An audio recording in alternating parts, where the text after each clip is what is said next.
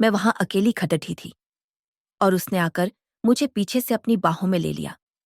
उसकी सांसों की गर्मी मेरी गर्दन पर महसूस हो रही थी और देवदार के पेड्ढों से छनकर आती चांदनी हमारे ऊपर ऐसे पड़ डर रही थी जैसे कायनात खुद हम पर मेहरबान हो। उसकी पकड़दाह में एक सुकून था, एक हक था और एक ऐसा वादा था जो लफ्जों में कभी नहीं कहा गया। ये सब सुनोगे इस कहानी में। तो चलो शुरू करते हैं। शिमला की धुंध भरी सुबह। माल रोड की चहल पहल अब भी शुरू नहीं हुई थी। हवा में एक ताजगी थी जिसमें देवदार की महक और हल्की ठंडक घुली हुई थी। इसी शांत माहौल में किताबों का घर नाम की एक छोटी सी दुकान थी। ये सिर्फ एक दुकान नहीं, मेरा घर था, मेरी दुनिया थी।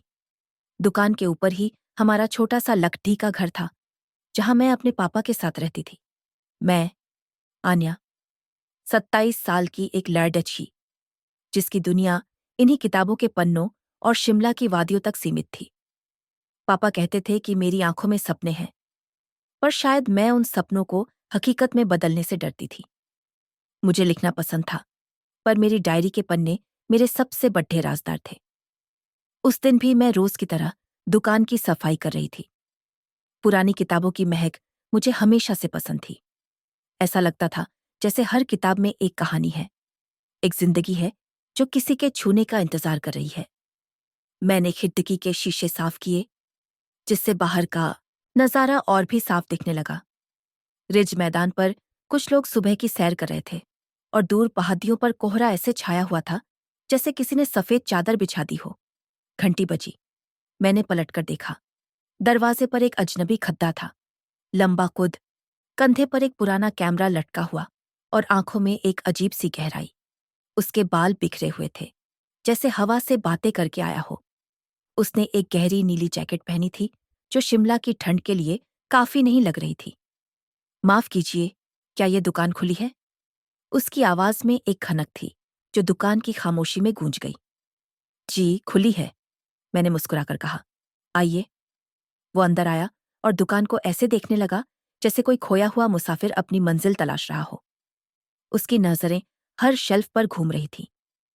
मैं कुछ पुरानी लोक कथाओं की किताबें ढूंढ रहा हूं, शिमला की या आसपास के गांवों की, उसने कहा, अपनी नजरें मुझ पर टिकाते हुए। उसकी आंखों में देखना मुश्किल था। उनमें एक ठहराव था, एक कहानी थी जिसे मैं पढ़ना चाहती थी। मैंने खुद को संभाला और कहा, हाँ है, इस तरफ आइए। मैं उसे दुकान के सबसे पिछले हिस्से में ले गई जहां पापा ने सालों पुरानी किताबें संभाल कर रखी थी। वहां थोड़ी धूल थी और हवा में नमी। ये सेक्शन पापा का पसंदीदा है, मैंने एक शेल्फ की ओर इशारा करते हुए कहा। यहां आपको वो मिल जाएगा जो आप ढूंढ रहे हैं। उसने एक किताब निकाली, उसके पन्ने पलटे और मुस्कुराया। उसकी मुस्कान बहुत सच्ची थी, ऐसी कि दिल को छू जाए। शुक्रिया, मेरा नाम कबीर है। आन्या, मैंने धीरे से कहा। उस दिन वो एक किताब लेकर चला गया, लेकिन अपनी मौजूदगी का एक गहरा एहसास छोड़ गया। मैंने उसे जाते हुए देखा, जब तक कि वो धुंध में ओझल नहीं हो गया। उस रात मैंने अपनी डायरी में लिखा, आज एक अजनबी आया, उसकी आंखों में समंदर था और मैं किनारे पर खद्दी एक कश्ती की तरह महसूस कर रही थी जो लहरों से लदाने को तैयार थी। कबीर का आना एक सिलसिला बन गया। वो हर दूसरे दिन दुकान पर आता, कभी कोई किताब खरीदने तो कभी सिर्फ बातें करने। हमारी बातें किताबों से शुरू होती और दुनिया के किसी भी कोने तक पहुंच जाती। वो एक फोटोग्राफर था जो एक प्रोजेक्ट के सिलसिले में शिमला आया था। वो कहानियां जमा कर रहा था, लोगों की, जगहों की और पलों की। एक शाम जब दुकान बंद करने का वक्त हो रहा था, बाहर तेज बारिश शुरू हो गई। बूंदें दुकान के टिन की छत पर एक संगीत की तरह बज रही थीं। लगता है तुम आज यहीं फंस गए, मैंने मुस्कुराते हुए कहा। शायद ये बारिश का मुझे रोकने का बहाना है, कबीर ने अपनी आंखों में एक शरारत के साथ कहा। क्या एक कप चाय मिल सकती है? सिर्फ चाय, साथ में पकौड़े भी, मैंने जवाब दिया और उसे दुकान के अंदर छोटे से किचन में ले आई। हमने साथ में चाय बनाई। अदरक और इलायची की खुशबू पूरे माहौल में घुल गई। बारिश की आवाज, चाय की गर्मी और उसकी मौजूदगी, सब कुछ एक सपने जैसा लग रहा था। तुम हमेशा से यहीं रहती हो? उसने चाय का कप पकड़ाते हुए पूछा। हाँ, मैंने कहा। ये दुकान, ये घर, ये पहाड़, यही मेरी दुनिया है। मैंने कभी शिमला से बाहर कदम नहीं रखा। क्यों? डर लगता है? डर नहीं, मैंने गहरी सांस ली। शायद आदत हो गई है। यहाँ एक सुकून है, सब कुछ अपना सा लगता है। सुकून कभी कभी बेदियां भी बन जाता है। आन्या, उसने धीरे से कहा, पहाड़ खूबसूरत होते हैं, पर उनके पार भी एक दुनिया है। तुमने कभी उसे देखने की कोशिश नहीं की? उसकी बातों ने मुझे सोचने पर मजबूर कर दिया। क्या मैं सच में कैद थी अपनी बनाई हुई दुनिया में? तुम तुम हमेशा ऐसे ही घूमते रहते हो? मैंने पूछा। हाँ, उसने कहा, मेरा कोई ठिकाना नहीं है। आज यहाँ, कल कहीं और। मैं यादें बनाता हूँ, उन्हें अपने कैमरे में कैद करता हूँ और आगे बढ़ता जाता हूँ। क्या तुम्हें कभी रुकने का मन नहीं करता? मेरा सवाल बहुत सीधा था, शायद ज्यादा ही। वो कुछ पल खामोश रहा, अपनी चाय के कप को देखता रहा। फिर उसने मेरी आंखों में देखा और कहा, करता है, कभी कभी बहुत करता है। जब कोई जगह या कोई इंसान घर जैसा महसूस होने लगे। उसकी ये बात मेरे दिल में उतर गई। उस रात, बारिश थमने के बाद जब वो गया, तो दुकान की खामोशी मुझे काटने को दौड़ रही थी। पहली बार मुझे अपनी दुनिया छोटी लगने लगी थी। दिन हफ्तों में और हफ्ते महीनों में बदलने लगे। शिमला की ठंड बढ़ रही थी और हमारी नजदीकियां भी। कबीर अब सिर्फ एक ग्राहक या दोस्त नहीं था, वो मेरी जिंदगी का एक हिस्सा बन चुका था। हम साथ में पहाड़ों पर घूमने जाते, वो तस्वीरें खींचता और मैं अपनी डायरी में लिखती। वो अक्सर मेरी तस्वीरें खींचता था। तुम जब मुस्कुराती हो तो ऐसा लगता है जैसे सूरज निकल आया हो, वो कहता, और मैं शर्मा जाती। उसने मुझे दुनिया को एक नए नजरिए से देखना सिखाया था। वो बताता कि कैसे रोशनी और परछाई मिलकर एक कहानी बनाते हैं, कैसे हर चेहरे पर लिखी झुर्रियां एक पूरी जिंदगी का नक्शा होती है। एक दिन हम जाखू मंदिर गए। चढ़ाई काफी थी और मेरी सांसें फूल रही थीं। बस थोड़ा। वो मेरा हाथ पकड़ ढककर मुझे ऊपर खींचते हुए बोला। उसकी पकड़दाश्त में एक भरोसा था। ऊपर पहुंचकर जो नजारा दिखा वो अद्भुत था। पूरा शिमला हमारे कुदमों में था और सूरज धीरे धीरे पहाड़ियों के पीछे छिप रहा था। आसमान में नारंगी, गुलाबी और बैंगनी रंग ऐसे बिखरे थे जैसे किसने कैनवास पर रंग फेंक दिए हों। हम दोनों चुपचाप उस खूबसूरती को देख रहे थे। मैं तुम्हें कुछ दिखाना चाहता हूं, उसने कहा और अपना कैमरा निकाला। उसने मुझे अपनी खींची हुई तस्वीरें दिखाईं। उनमें शिमला था, लोग थे, पहाड़ थे और मैं थी। बहुत सारी तस्वीरों में मैं थी, हंसते हुए, सोचते हुए, शर्माते हुए। ये मेरा सबसे खूबसूरत प्रोजेक्ट है, उसने मेरी एक तस्वीर को दिखाते हुए कहा, जिसमें मैं मुस्कुरा रही थी और हवा से मेरे बाल उड़ियच रहे थे। इसका नाम है सुकून। मेरी आंखों में आंसू आ गए। किसी ने मुझे इतना खास महसूस नहीं कराया था। कबीर, मैं कुछ कह पाती, उससे पहले ही उसने मेरे आंसू पोंछ दिए। रो मत आन्या, उसने धीरे से कहा, तुम्हारी आंखें हंसने के लिए बनी हैं। उस पल वक्त जैसे थम गया। हम एक दूसरे के बहुत करीब थे। मैं उसकी सांसों को महसूस कर सकती थी। वो धीरे धीरे मेरे करीब आया और मेरे माथे को चूम लिया। वो एक वादा था, एक एहसास था कि मैं अब अकेली नहीं हूं। पापा कबीर को लेकर शुरू में थोड़े आशंकित थे। ये बाहर के लोग हैं, आन्या, आते हैं, दिल बहलाते हैं और चले जाते हैं, वो कहते। वो ऐसा नहीं है पापा। मैं हर बार उनका शक दूर करने की कोशिश करती। धीरे धीरे जब उन्होंने देखा कि कबीर मुझे कितनी खुशी देता है, तो वो भी नरम पर डिटी गए। कबीर अक्सर पापा के साथ बैठकर शतरंज खेलता और उनकी पुरानी बातें सुनता, लेकिन मेरे दिल में एक डर हमेशा रहता था। कबीर एक मुसाफिर था। उसका प्रोजेक्ट जल्द ही खत्म होने वाला था। क्या वो भी चला जाएगा? ये सवाल मुझे सोने नहीं देता था। शिमला में पहली बर्फबारी हुई। हर तरफ सफेद चादर बिछ गई थी। उस रात कबीर मेरे लिए एक छोटा सा तोहफा लेकर आया। वो एक खूबसूरत लकड़ी का बॉक्स था जिस पर नक्काशी की हुई थी। ये क्या है? मैंने पूछा। ये एक राज है, उसने मुस्कुराते हुए कहा। मेरा सबसे बड़ा राज, लेकिन तुम इसे अभी नहीं खोलोगी। तो कब? मैं उत्सुक थी। 1 महीने बाद, 21 जनवरी को। उस दिन मेरा जन्मदिन है, उसने कहा। वादा करो, तुम इसे उससे पहले नहीं खोलोगी। मैंने वादा किया। उस बॉक्स को हाथ में पकड़ मुझे एक अजीब सी सिहरन महसूस हो रही थी। उस रात हम रिज पर घूमने निकले। बर्फबारी रुक चुकी थी और चांदनी में सब कुछ चमक रहा था। हम चुपचाप चल रहे थे।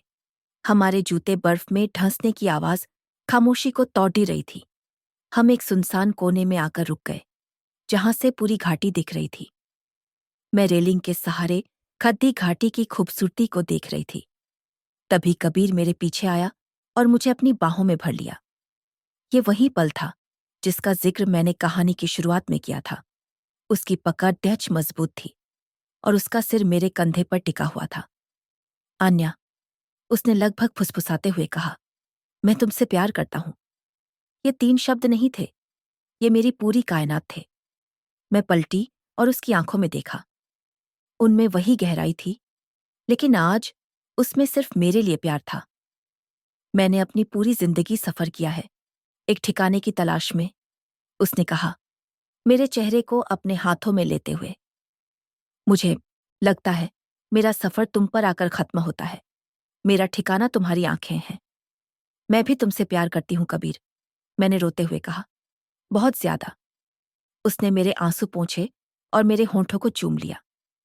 वो चुंबन हमारी कहानी की मुहर थी। उस बर्फीली रात में हमने एक भविष्य का सपना देखा।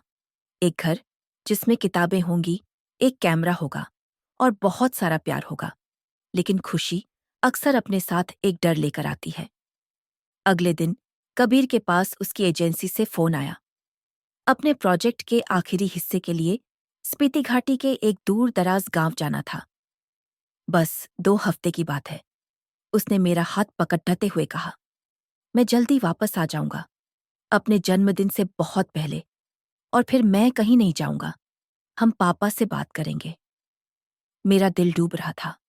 उसे जाने देना बहुत मुश्किल था। वादा करो, तुम अपना ख्याल रखोगे, मैंने कहा। वादा, उसने मेरे माथे को चूमते हुए कहा। मैं हर रोज तुम्हें याद करूंगा। बस स्टैंड पर उसे विदा करना मेरी जिंदगी का सबसे मुश्किल काम था। वो बस में चढ़ा गया और खिड़की से मुझे देखता रहा, जब तक बस आंखों से ओझल नहीं हो गई। मैं वहीं खद्दी रही, आंसू मेरे गालों पर जम रहे थे।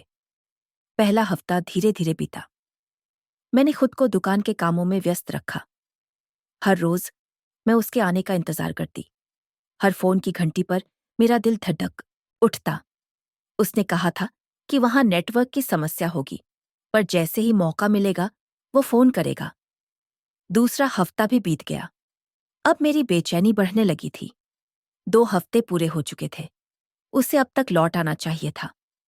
मैंने उसकी एजेंसी में फोन किया, लेकिन उन्होंने कहा कि उस गांव से संपर्क करना मुश्किल है और टीम के लौटने पर ही कोई जानकारी मिल पाएगी। तीसरा हफ्ता शुरू हुआ। अब डर मेरी रगों में दौड़ने लगा था। रातें जागकर बीतने लगीं।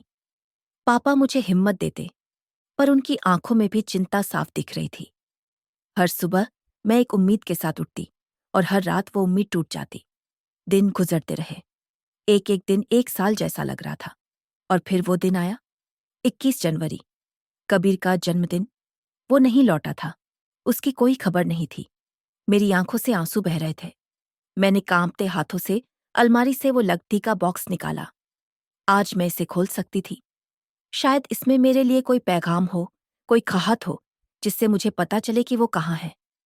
मेरा दिल जोर जोर से धड़क रहा था।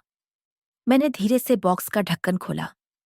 अंदर कोई खूबसूरत तोहफा या प्रेम पत्र नहीं था। अंदर एक पुरानी मुद्दी हुई तस्वीर थी। एक औरत की तस्वीर जिसका चेहरा हूबहू मुझसे मिलता था। वो मुस्कुरा रही थी और उसकी गोद में एक छोटा सा बच्चा था। तस्वीर के पीछे फीकी स्याही से लिखा था, आरव 1985। तस्वीर के नीचे एक और चीज थी, एक पीला पडीडीएस चुका तह किया हुआ खत। मैंने कांपते हाथों से खत खोला। वो खत मेरे नाम नहीं था, वो किसी मीरा के नाम था। और खत की पहली लाइन परछ कर मेरी दुनिया मेरे कदमों तले से खिसक गई। उसमें लिखा था, मेरी प्यारी मीरा, अगर तुम्हें ये खत मिला तो इसका मतलब है कि मैं अपना वादा पूरा नहीं कर पाया। मैं वहीं फर्श पर बैठ गई। बॉक्स मेरे हाथ से छूट गया। तस्वीर और खत मेरे सामने बिखरे पर डटे थे। ये सब क्या था? मीरा कौन थी? ये आरव कौन था? और कबीर कबीर ने मुझे ये क्यों दिया? वो वादा कौन सा था जिसे वो पूरा नहीं कर पाया? मेरे दिमाग में हजारों सवाल घूम रहे थे और उनका जवाब देने वाला कहीं नहीं था। मेरी प्रेम कहानी, मेरे सपनों का महल एक पल में ताश के पत्तों की तरह ढह गया था।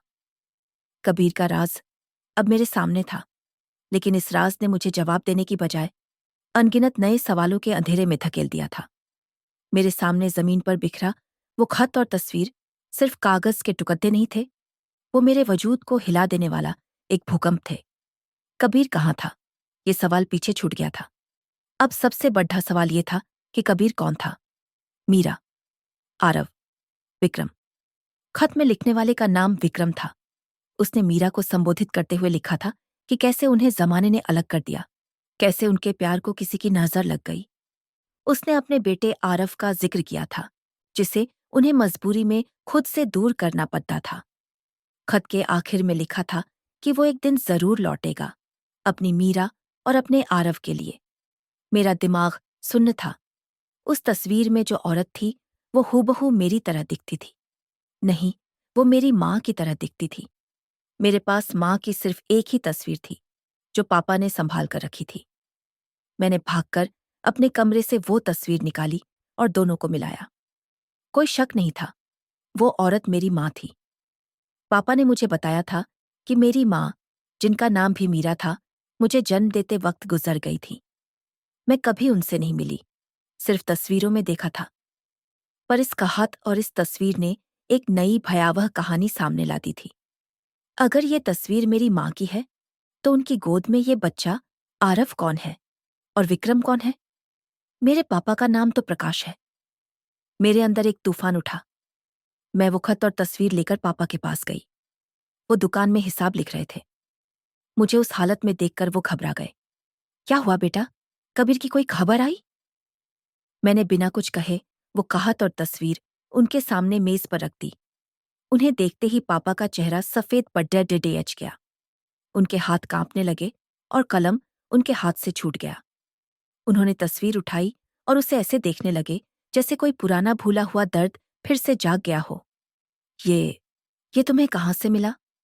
उनकी आवाज में एक गहरा दर्द और डर था। कबीर ने दिया था, मैंने सपाट आवाज में कहा। पापा, सच क्या है? मेरी माँ की मौत कैसे हुई थी? और ये आरव कौन है? पापा की आंखों से आंसू बहने लगे। सालों का दबा हुआ दर्द जैसे बांध तोड़कर बाहर आ गया हो। उस दिन मेरे किताबों का घर की नींव हिल गई। पापा ने मुझे वो सच बताया जो उन्होंने 27 सालों से अपने सीने में दफन कर रखा था। मेरी माँ, मीरा और विक्रम एक दूसरे से प्यार करते थे।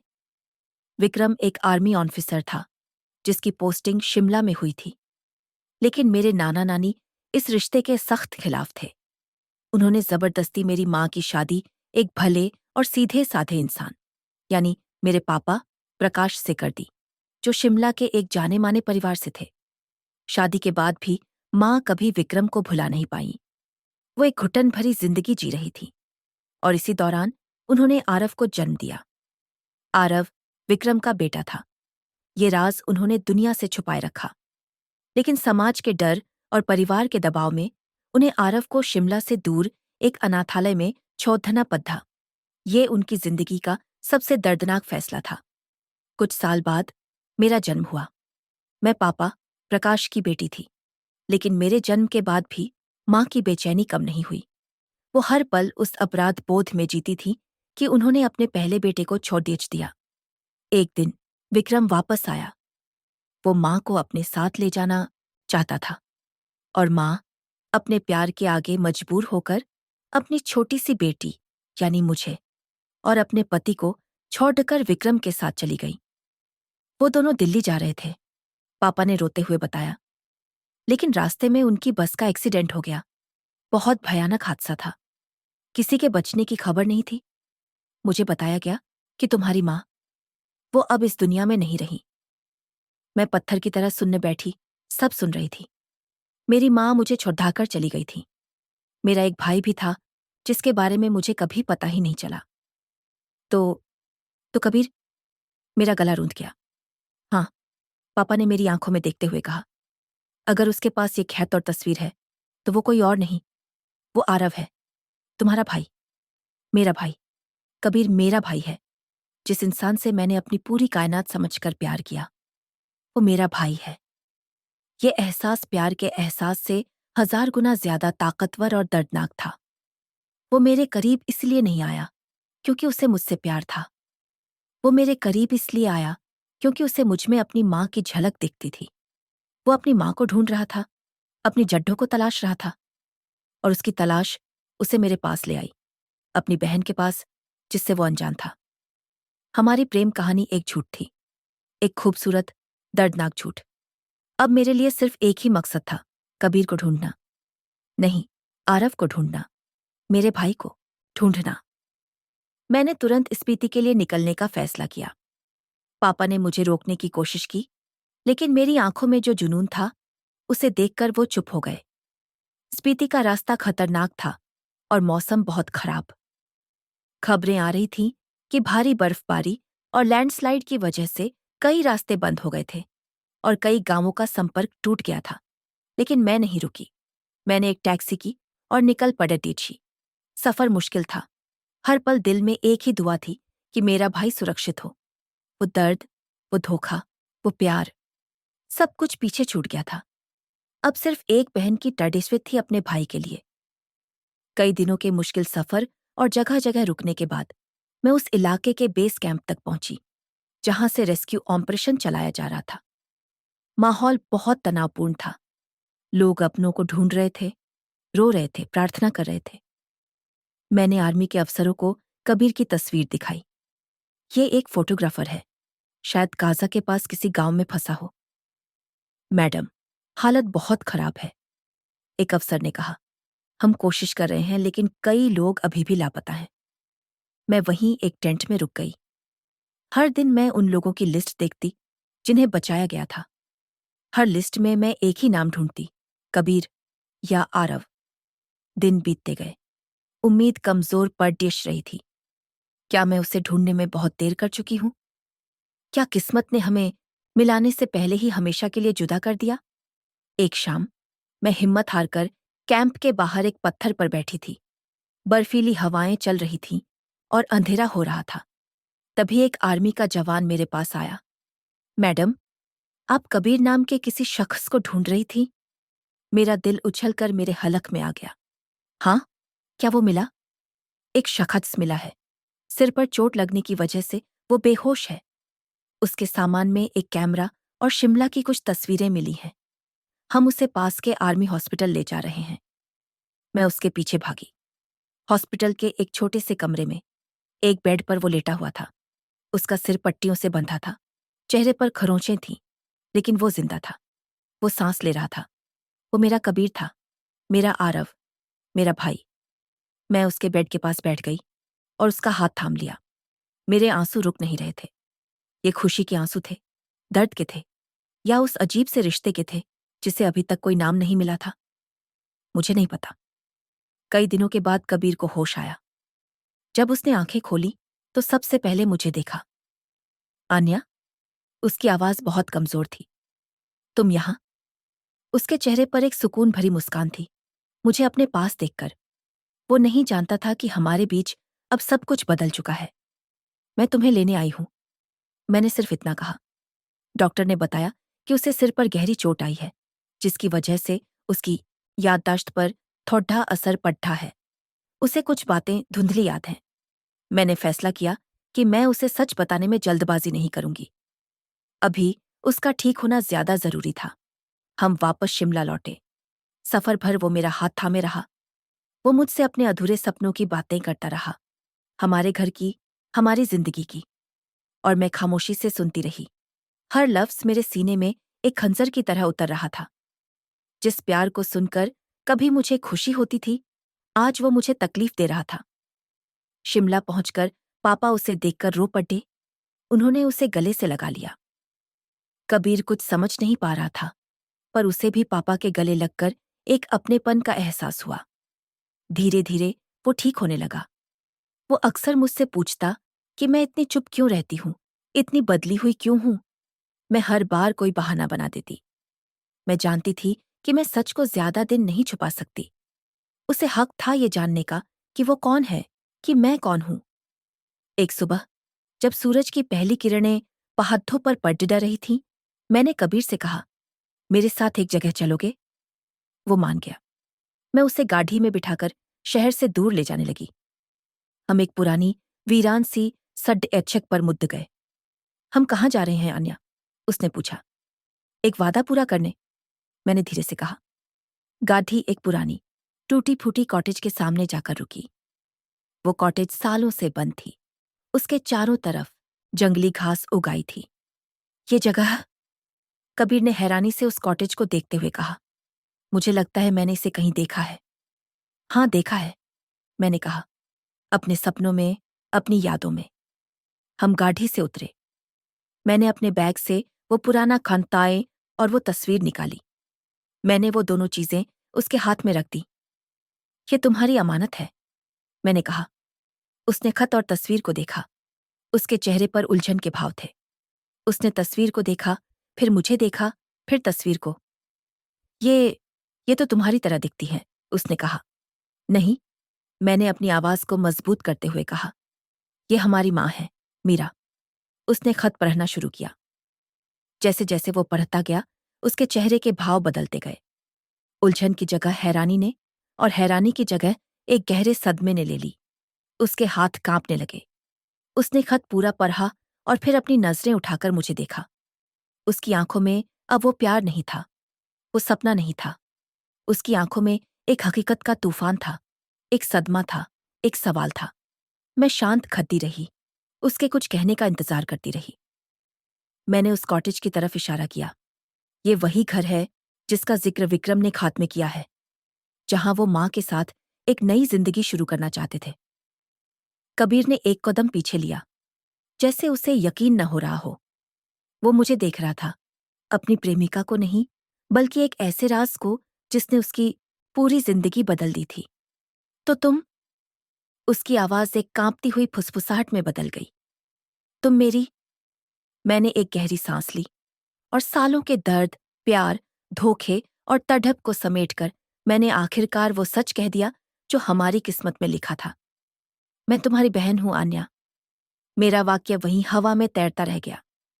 कबीर पत्थर की तरह खड्डा था। उसकी आंखें खुली की खुली रह गईं।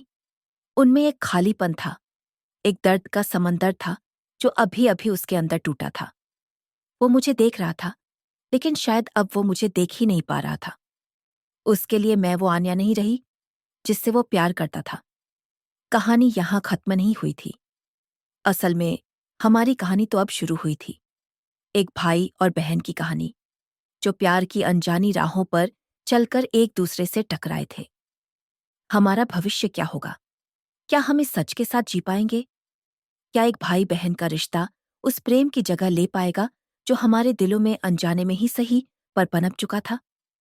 सूरज निकल आया था, लेकिन हमारी जिंदगी में एक गहरा, अनिश्चित अंधेरा छा गया था।